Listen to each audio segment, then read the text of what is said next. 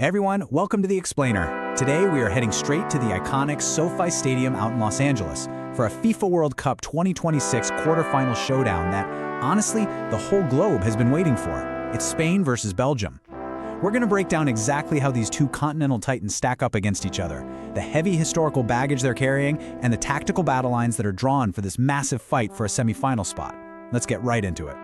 Right out of the gate, this matchup gives us a pure, unadulterated clash of footballing philosophies. On one side, you've got Spain's fluid, youth-driven positional control. And on the exact opposite side, you have Belgium's seasoned veterans, whose whole game plan is to disrupt that rhythm with lethal, direct transitions. It's just a fascinating contrast. So which style is going to ultimately dictate the rhythm of a World Cup quarterfinal? Let's dive in and see. Section 1. A Hollywood blockbuster setup. Now, for all of you tuning in globally, you'll want to make sure your alarms are set for match 98. Kickoff is Friday, July 10th at 12 p.m., noon local time in Los Angeles. For those of you in Europe, that lines up perfectly for prime time, 9 p.m. in Brussels and Madrid. And for our viewers on Indian Standard Time, you're looking at a 12:30 a.m. kickoff, right at the stroke of midnight, heading into Saturday, July 11th. Section 2, Breaking the Quarterfinal Jinx. 40 years.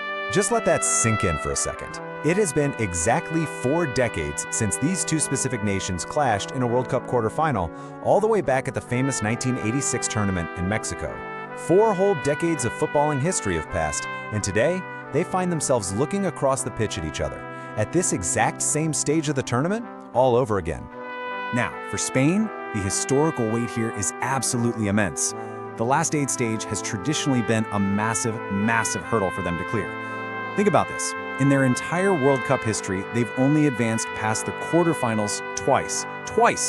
Way back in 1950, and of course during their championship run in 2010. So this specific round, it's a monumental mental block for the Spanish side. And to make matters worse, the ghost haunting Spain in this matchup is exactly what happened 40 years ago. Because in that 1986 quarterfinal, Belgium and Spain battled out a tense 1-1 draw. But ultimately, it was Belgium who defeated Spain on penalties, securing their historical edge in this knockout rivalry. So Spain isn't just fighting Belgium out there, they are literally fighting their own quarterfinal history. Section 3. Spain, the flawless contenders. So far in this 2026 tournament, Luis de la Fuente's squad has arguably been the single most balanced team on the world stage. After cruising through the early phase with relative ease, La Raja made a massive statement in the round of 32 with a dominant 3-0 sweep against Austria. But, they proved they could grind out a tough, ugly win too. In the round of 16, they were thrust into a highly tactical Iberian derby against Portugal. And it took a super dramatic late winner from midfielder Mikel Merino to secure a 1-0 victory and punch their ticket to this match. Section 4. Belgium, the Golden Generation's final stand. For the Red Devils, though, the narrative is completely different. This tournament really represents the ultimate, final push for the remaining stars of Belgium's fabled Golden Generation. Their journey hasn't been quite as serene as Spain's, but man, it has been incredibly gritty. After navigating their way out of the group stage, they faced a massive test in the round of 16 against the tournament co-hosts, the USA. Playing in a totally hostile, high-stakes environment in Seattle, Belgium survived an absolute thriller, proving that their veterans still possess some incredible resilience. And a huge reason for that resilience? 3. Striker Romelu Lukaku has been in absolutely exceptional, elite form during this campaign. He has already netted 3 goals in the tournament, giving Belgium this highly reliable, super clinical edge at the top of their formation when it matters the most. So this sets up just a brilliant clash of personnel, youth versus experience.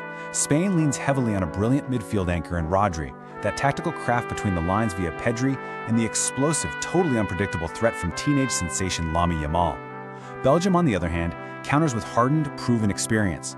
You've got Kevin De Bruyne's playmaking genius, Thibaut Courtois' elite shot-stopping in goal, and of course Lukaku's finishing power. Section 5. The tactical chess match. Okay, the personnel is set, but how will these drastically different approaches actually interact on the grass? Let's start with Spain's positional control. The Spanish strategy is fundamentally about dominating the ball. They want to completely suffocate Belgium by keeping possession and moving the ball constantly. Through the brilliant orchestration of Rodri and Pedri, Spain will attempt to dictate the tempo, utilizing structured yet really fluid possession to methodically break down the opposition's defense and just exhaust them. Now, Belgium's strategy is the exact counterpunch: direct transition. They aren't going to go out there and try to outpass Spain, no way. They will drop into a low defensive block, willingly absorb all that Spanish pressure, and the exact moment they win the ball back, they'll rely on Bruyne to launch swift, lethal counterattacks up the field to Lukaku before Spain can even reset their defensive shape. It really is the ultimate tactical contrast, suffocate with possession versus absorb and counter. If Spain perfectly executes their passing game, well, they neutralize the transition. But if Belgium stays disciplined in their low block and perfectly times their counters, they completely bypass Spain's midfield entirely. It's an incredibly delicate balance, and that's exactly what makes the outcome of this quarterfinal fiercely unpredictable. So we have 40 years of history, contrasting generations and completely opposing tactical philosophies, all colliding at SoFi Stadium. Will Spain finally conquer their historical quarterfinal hurdle and implement their flawless possession game? Or will Belgium's golden generation channel the spirit of 1986 and execute a lethal counterattacking masterclass to extend their final stand? One thing is for absolute certain, you will not want to take your eyes off this one. Thank you so much for joining me for this explainer. Enjoy the match, and let's see who writes the very next chapter of World Cup history.